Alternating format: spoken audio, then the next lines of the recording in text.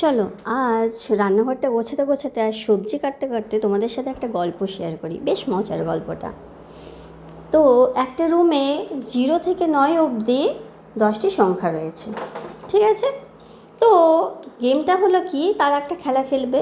তো খেলাটা কি, যে বড় সে তার ছোটোর ওপর অধিকার ফলাবে, ঠিক আছে?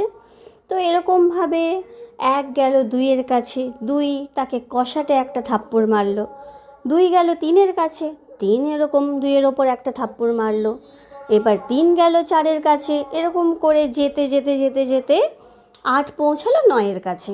তো 9ও যথারীতি গেমের রুল অনুযায়ী বা অন্যকে জাস্ট কী বলবো, অন্যের ওপর অধিকার ফলানোর কথা অনুযায়ী সে 8কে একটা থাপ্পড় মারলো।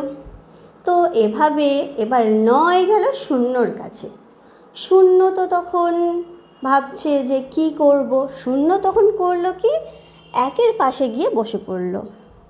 তো এবার কি হলো, 10। 9 তো 0কে, 0 তো ছোটো ছিল, 9 তো 0কে আরামসে থাপ্পড় মারতে পারতো বা অধিকার ফলাতে পারতো, কিন্তু ও সঙ্গে যখন 1কে নিয়ে নিল তখন সে বড় হয়ে গেল, ওই রুমে সকলের মধ্যে সে বড় হয়ে গেল, ঠিক আছে? এটা হলো উপমা। এবার গল্পটা হলো কি, তুমি যদি সবার সঙ্গে থাকো তাহলে কি বাইরে থেকে কেউ এসে টোকা মারতে পারবে না।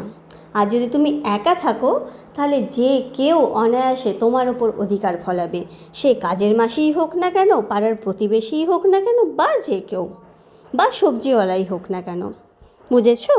তাই সকলের সঙ্গে থাকতে শেখো, সকলের সঙ্গে সকলকে সঙ্গে নিয়ে রাখতে শেখো, বুঝেছো? মানুষ কথাই আছে, একা হলে মানুষ হয় বোকা।